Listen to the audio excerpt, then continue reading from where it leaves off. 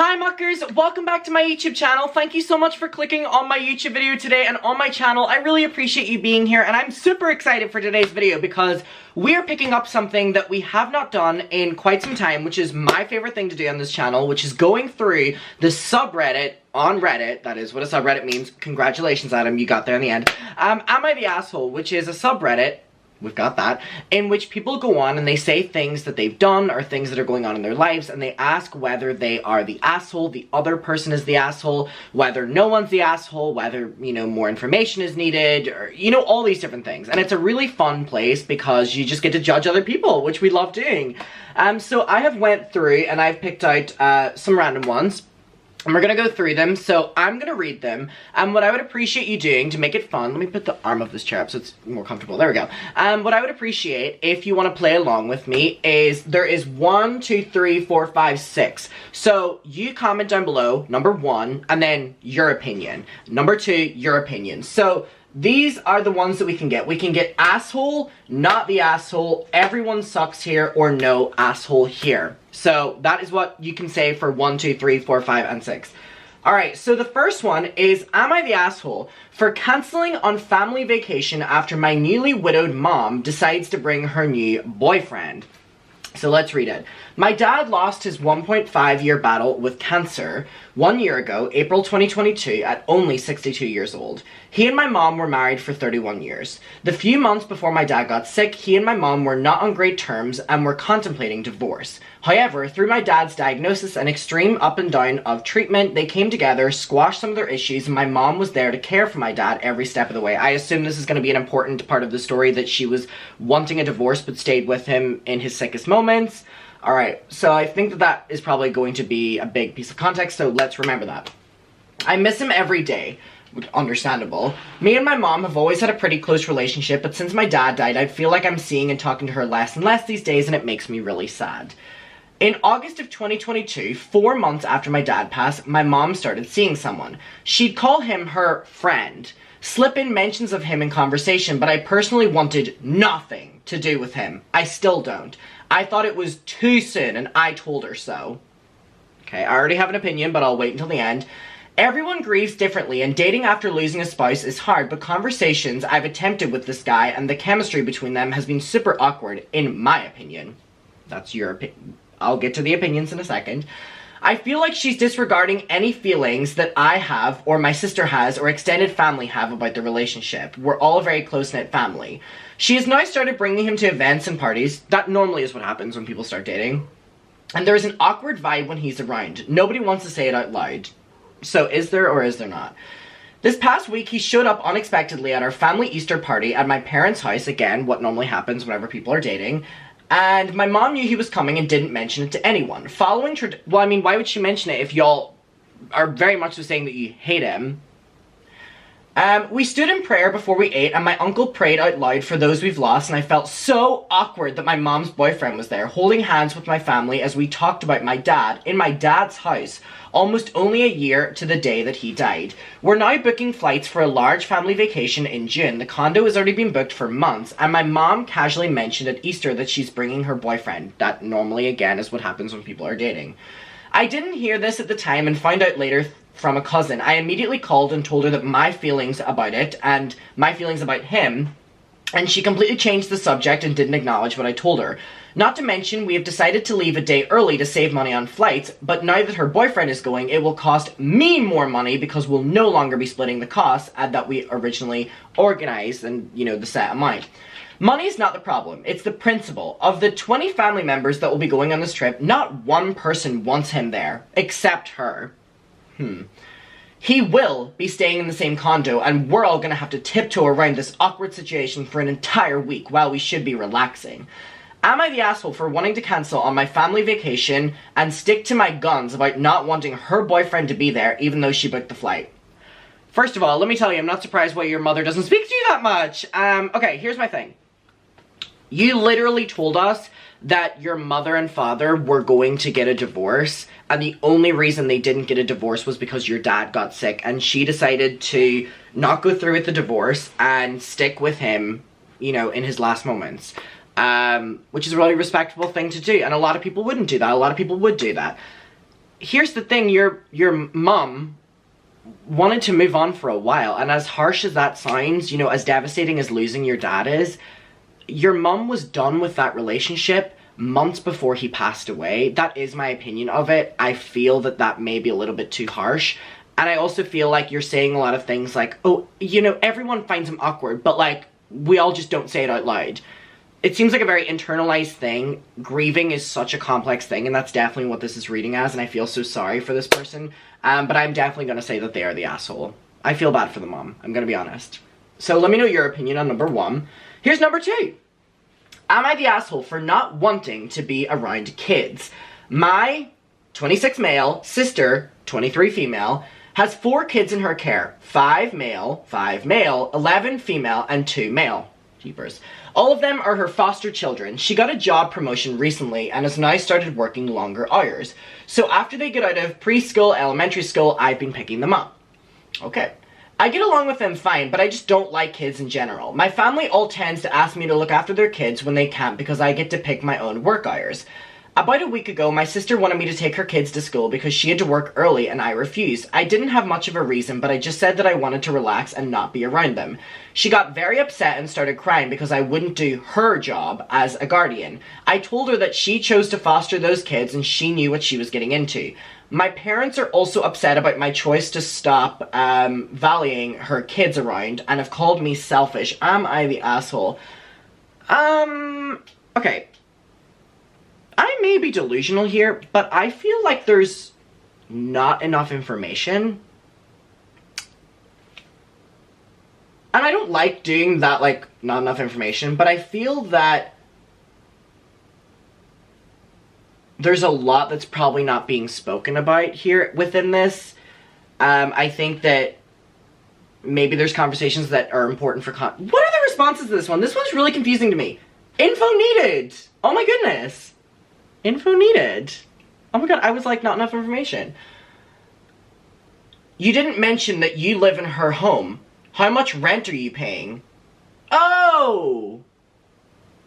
Info needed because you left out some important details. So the person responded and then said that she's paying me by letting me live in her house, but I help with rent so it doesn't count.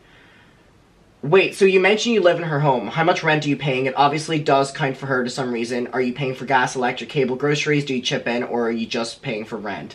Bigger question is why are you living with her if you have such a problem with this? Edit, you're the asshole. Oh my goodness. I knew the story sounded a little bit bare. So this person is literally living, basically rent-free, at this person's house. His foster kids, but that's not their house. It's the person that, you know, has the foster kids. It's their house, so it's their decision. This person chooses to live there. So the least they can be doing is, you know, valuing the kids around and stuff like that. Yeah, you're the asshole. Alright, give me your opinion on number 2. Alright, number 3. Am I the asshole for telling my younger brother that I'm not his dad? I'm 19. Okay, so a year younger than me, Jesus. My younger brother is 6. My father, 49, has been in and out of our lives for the past 6 years. He was working abroad and providing for us during that time, but us kids have slowly started to forget his presence around the house. In 2021, he had a huge fight with my mother, who's 48, so a year younger than him, and decided to leave us under the guise of visiting his relative's funeral, and we never saw him since. It's been very tough for my mother, who's tried her utmost best to make, best of such an awful situation for the kids without much help, so my siblings and I, mostly a bunch of teens, have tried our best to make things generally easy for her, including assisting in the raising of, the 6-year-old. So the 6-year-old always used to call me by my name, but recently, like a few months ago, he started picking up the habit of calling me Dad. Okay, that's uncomfortable for a 19-year-old. I felt uncomfortable, but after some thought, I figured it was maybe an honest mistake and didn't pay too much attention to it. But it now doesn't stop there. Ed started calling me Dad more, whether it was in private or now it's in front of family, and I'm extremely confused and awkward about it. I mean, of course. Earlier this afternoon, I picked him up from school when, oh my god, I forget that people my age can drive cars. Jesus, I've really accomplished nothing. When we reached home, I went to my mother and jokingly said, this random child has been following me the entire time. I think he's lost. We have a way of joking that is pretty wholesome and, the kid enjoys it. So the child tugged my arm and said, "How dare you say that? I'm your son." Now here's where I might be the asshole. I didn't want him to grow up believing that I was something I'm not, so I gently responded, "I'm not your dad, I'm your older brother. Okay, we share the same mother." They then responded, "You're my dad now because my real dad is never coming back." Hearing that tore my heart and I didn't know how to respond. I hugged him, but he didn't seem too happy and left. My mother pulled me aside and told me I shouldn't have said what I said. Okay, I'm gonna be honest. Like, this is such an unfortunate situation for everyone involved. And the 19-year-old is, you know, fundamentally helping to raise this 6-year-old brother. But the 19-year-old did not sign up for that in the same retrospect as the same way the mum didn't sign up to be left by the husband and, have to do everything herself.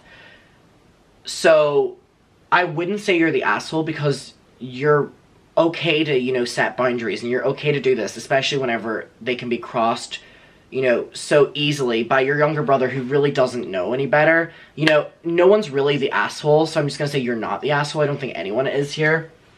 I mean, your dad is. Sorry, your dad is.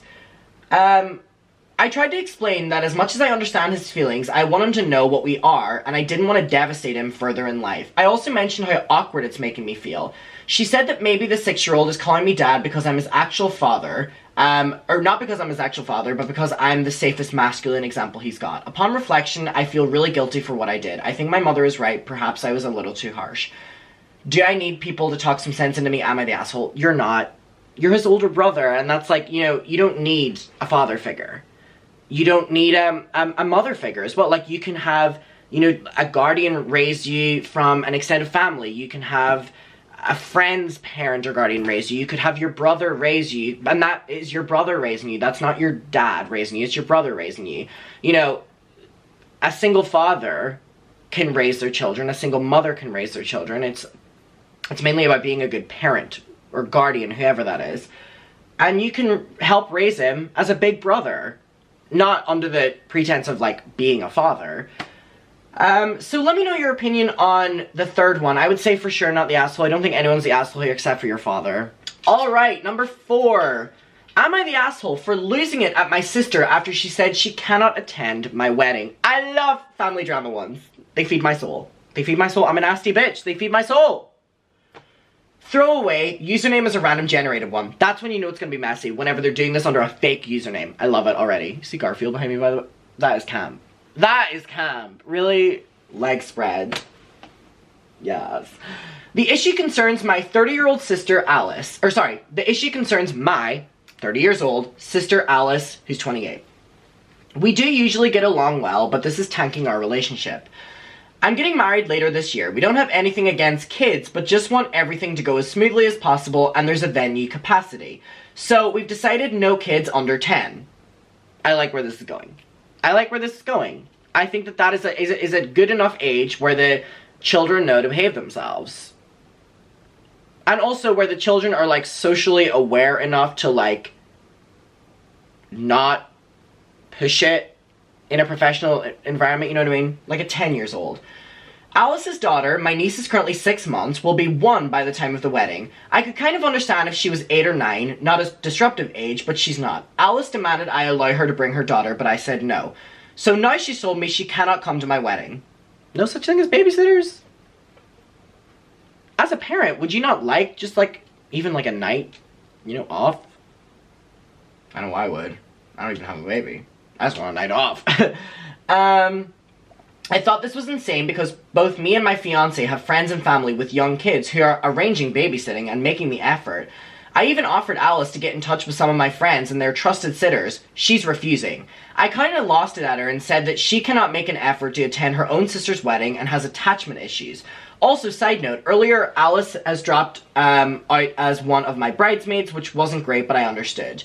She got really pissed and is now refusing to talk to me. Parents are telling me to apologize to her for saying all of that and that I'm overreacting. Edit with some more information. That's when you know it's, like, shady as well, whenever they have to be like, oh, but here's more defending me. Alice lives locally. She doesn't have to travel far. Babysitting would only be an afternoon since she would be attending as a guest, not a bridesmaid. You're not the asshole. You're not the asshole, and she's very well off financially. You're not the asshole. You're not the asshole. Your sister is being a lot, and you're not the asshole. Not the asshole. Muckers, let me know your opinion on the fourth one. Okay, the fifth one. Oh, it's another one about a wedding, so we'll do this one instead and end it at the wedding one. Am I the asshole? So this is the fifth one. Am I the asshole for getting a dog in a pet-friendly rental? Okay. That I specifically chose because it was pet-friendly? Okay. Even though someone I'm sharing a rental with has a horrible dog allergy. Went downhill very quickly. Over the summer, I, 23 female, got an internship working for a really good company. The company is relocating me to New York, and I will be in a rental triplex with other people my age who are working the same job. The place I'm staying in specifically said they were pet-friendly, which is why I chose to live there. I should add that I will have my own personal bedroom on the second floor with a bathroom I share with one other person. Our kitchen is separate from the first and... I don't need the floor plan. You're boring me. Alright, blah, blah, blah, blah. Our kitchen is separate from the first and third floors, with the only shared space being the first, second, and third floors, entryway, and the stairs. I've been wanting a dog for... Okay, I'm gonna say you're the asshole because you don't already have the dog. And you're also getting a dog for, like, a short-term job that you just got in New York, moving for the first time, so I would say you're the asshole because, like, you are getting a dog after knowing someone you're living with has a really bad allergy, even if you're in a pet-friendly area. Maybe it's not the apartment for you. But also, on the flip side, I don't know why someone with an allergy would move into a pet-friendly area, because there's more non-pet-friendly areas than there is pet-friendly areas, especially in cities. So I can see both sides, but I definitely think you're an asshole, because you don't already have one. You're, like, going out of your way to get one now. Alright. I've been wanting a dog for a very long time, and I've finally financially stable enough to have one. I found the sweetest rescue puppy, and I'm in the process of getting him right now. Good luck! I just shot a message to the group to let them know that I would have a dog, but that he only would be staying in my private room. What a life. And would be in the staircase entry whenever I would occasionally take him on walks. A guy in the group said that he's extremely allergic to dogs, to the point where a dog even passing through the shared entryway will give him a rash, swollen eyes, and sometimes a trip to the hospital. He absolutely does not want me to have one. He lives on the first floor and I live on the second. I am getting this dog. There's no doubt about it. Okay, you're the asshole. Sorry. He's my dream job. I saved up for months to get him. I have a name for him. Dex. And bought all the supplies I need. I've already signed the 4-month lease for the house. You've only signed 4 months and you're getting a dog? I signed a year. Whenever I moved to Brighton, I signed a year with my dog. I had my dog, then I signed the year and I moved with my dog. Just wait the 4 months out. Maybe it isn't the dog for you. You know, not to quote Taddy Westbrook, but time and place. Like, sorry. Here's what people are saying, and they're saying that I'm the asshole. I think that the guy is so allergic to dogs, he should absolutely not have chosen a share house that states very clearly it's pet-friendly, or at least told everyone 4 months ago when we were all finding housemates that he was extremely allergic to dogs. I have not decided I wanted a dog at that time either, so it would have at least been, it would have prevented me from putting so much effort into getting the one I do now or the apartment. I told him this, but everyone is saying that I'm being selfish, which you are for a 4-month tenancy. Just, you know, wait it out a bit.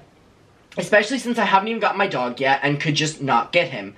They said that I have not given it enough thought and that I signed a shorter lease, blah, blah, blah, blah, blah. Is this lack of communication or am I the asshole? You are firm asshole. You're like a firm asshole. Like, yeah, you do not have the dog. You're going out of your way to get it after knowing that someone you're living with is extremely allergic. You're the asshole. So let me know your opinion on the 5th one, and then the final one, wedding drama. One of my favorites. Alright, so this is the 6th and final one. Am I the asshole for not allowing alcohol at my wedding, but not telling people why? I, 28 female, am marrying my fiance James, 25 male. Oh my god, getting married at 25 is so scary. And I know, like, all my parents and stuff are getting married in, like, their 20s and stuff, like, really early 20s, but, like, in, like, today's age, like, getting married at 25 just seems so young. My fiance James, 25 male, in September. We sent the invites out in January and made no mention of the fact we won't be serving alcohol at the wedding. Okay. I think that is a problem, I'm gonna be honest. I would only ever want to go to a wedding if they had alcohol. Just being honest, I'm a real bitch. Even if I loved the people, I would love to see them get married, but like, if there's no alcohol there, like, I'm sneaking it in. Like, a wedding is such, like, weddings can be like the worst environments ever. I'm gonna need a drink. Also, just makes it fun.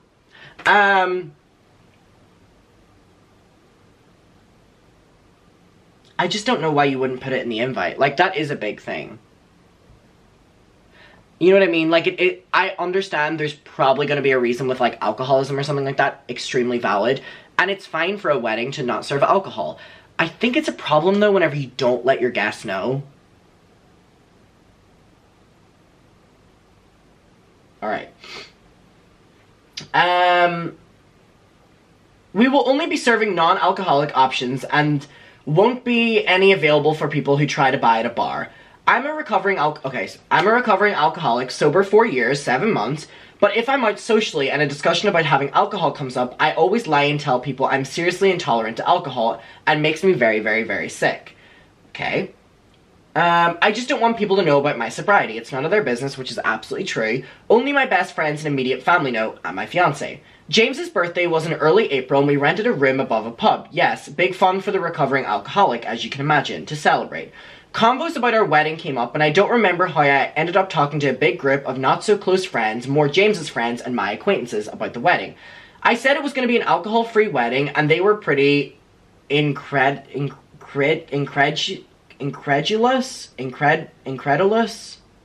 What a big word that is. Incredulous? Incredulous. Incredulous. Oh. Incredulous. Oh, Google, you sound so posh. It means they're unwilling to believe something. Okay, they were pretty incredulous. Whatever the fuck it was. That's how bad my memory is. I already forget what it said. Especially as James's birthday was not alcohol-free. They asked why, and I said I wasn't giving a reason. There's just no alcohol. They asked if I was pregnant. Oh yeah, that's where my mind would go as well. I said no, I just don't want to have alcohol at my wedding. I was called a buzzkill and told people, and I'm told that people go to weddings to drink. I've never been to a wedding, but if I did. That it's polite to put money behind the bar for your guests, particularly if they're evening guests. It ended up being this big debate about drinking at weddings. One of our much closer friends joined the convo and asked why I didn't just tell them all why I don't drink. I said it was none of their business, pretty rudely to be honest, but I was getting pissed off. One of James' friends said being honest about it was the least I could do, and it was wrong for me to not explain myself. One of them also made a fairly unpleasant joke at my expense, basically suggesting that I'm the ball and chain now for James. I took myself out of the conversation because I was upset and I didn't think I owed anyone an explanation. Am I the asshole?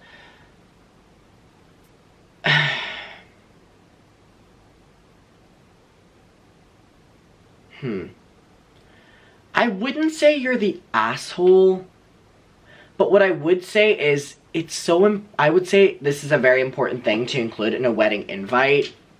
And also, you'll get a lot of people that don't want to come that would just come because they want to drink. Perfect. Less invites, you know, spend less money. I think it is something important to address. You don't have to tell people about your sobriety or anything like that. Like, that's your own personal thing. But I think explaining it in some way, even if you don't want to talk about sobriety, give another example, like why it's not going to be that, especially if it was, like, kept as this secret. I don't think you're the asshole, but I do think it's something important that needs to be addressed. And, like, not just something that comes up in a conversation and they're like, oh, I was planning on getting drunk at your wedding. And you're like, oh, you can't do that. There's going to be no alcohol. And they're like, so let me know your opinion of that one. So let me know your opinion of 1 to 6. I've missed doing these so much. I appreciate you being here. Thank you for watching this video, and I will see you in my next one. And if you have any good ones, make sure to send them to me on the Discord or the Facebook group or the comments down below, or Twitter or Instagram or Snapchat. I appreciate you being here, and I will see you in my next one. Bye. Mwah.